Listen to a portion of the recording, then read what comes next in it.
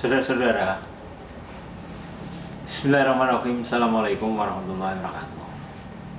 Saudara-saudara yang saya hormati, para mahasiswa yang sangat saya cintai, video yang kemarin atau mewakili materi yang telah lalu, kita sudah jelaskan sebuah model ya, yang kita gambarkan bahwa Y-nya adalah teamwork. Kemudian dipengaruhi oleh apa teamwork itu? Kita kemarin mengajukan ada 3, yaitu interpersonal relationship, yang kedua adalah kepatuhan organisasi atau organizational concurrence, yang kemudian yang ketiga adalah prestasi organisasi atau performance of organization. Nah, itu yang kemudian kita susun menjadi sebuah model regresi linear berganda. Teamwork sama dengan A ditambah B1 interpersonal relationship ditambah dengan B2 organizational concurrence atau kepatuhan terhadap organisasi ditambah dengan B3 performance of organization atau prestasi organisasi plus E. Itu model yang kemarin kita bahas. Nah, sekarang kalau kita kembangkan adalah pertanyaan yang harus kita buat adalah datanya diambil dari mana?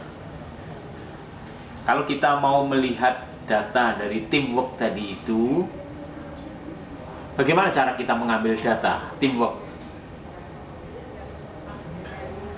Tentu saja ini kita berpikir datanya dalam bentuk apa, kemudian sumber datanya dari mana, cara pengambilan datanya kita seperti apa. Anggap saja kalau kita mencari data tentang teamwork, maka kembali kepada definisi variabel, definisi operasional variabel yang Anda buat dalam bentuk tabular itu. Teamwork, definisinya ini apa? Definisi teamwork ini. Kemudian indikator-indikatornya apa? Ya, di definisi operasional itu. Itulah yang mendasari tentang pengambilan data. Anggap saja sebagai teamwork adalah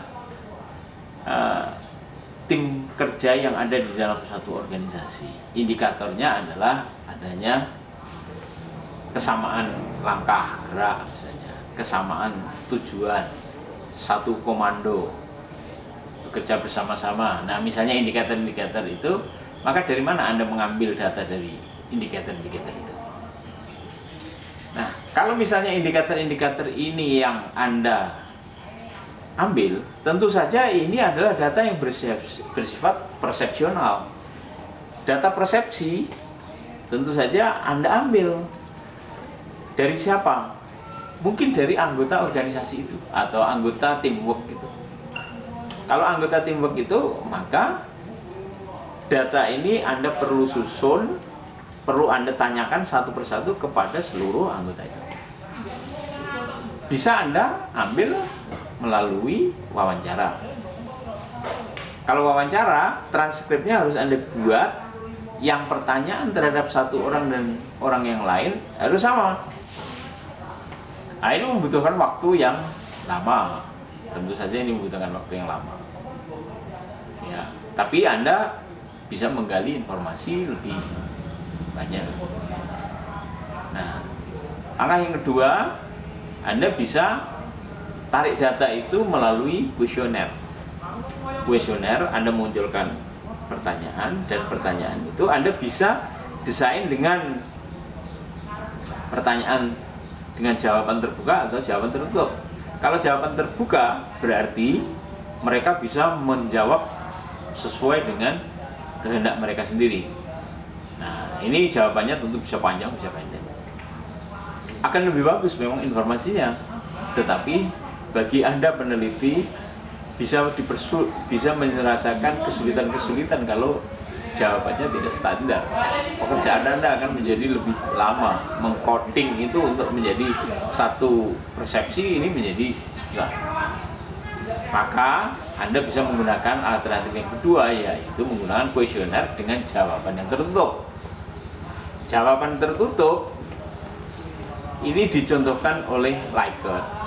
Likert membuat kuesioner yang sengaja diciptakan untuk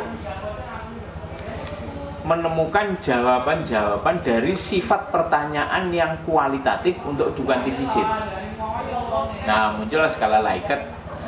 Yang paling umum skala Likert itu menggunakan 5 pilihan, yaitu sangat tidak setuju, tidak setuju, kurang setuju, setuju, sangat setuju. Nah, ini yang nanti akan menjadi di scoring 1, 2, 3, 4, 5. Nah, saya sarankan mahasiswa menggunakan ini, menggunakan kuesioner dengan skala Likert. Nah, kalau begitu Anda tanyakan itu kepada para anggota dari teamwork itu tadi. Nah, tentu saja berapa jumlahnya?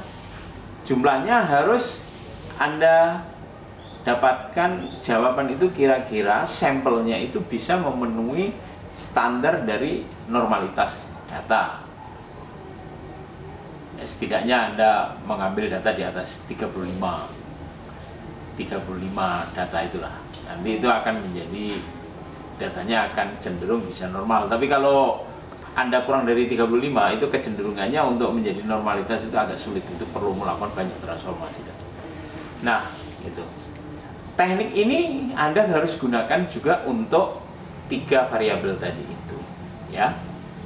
Nah, sekarang Anda tentukan tipe variabel itu, nanti Anda ambil datanya. Begitu.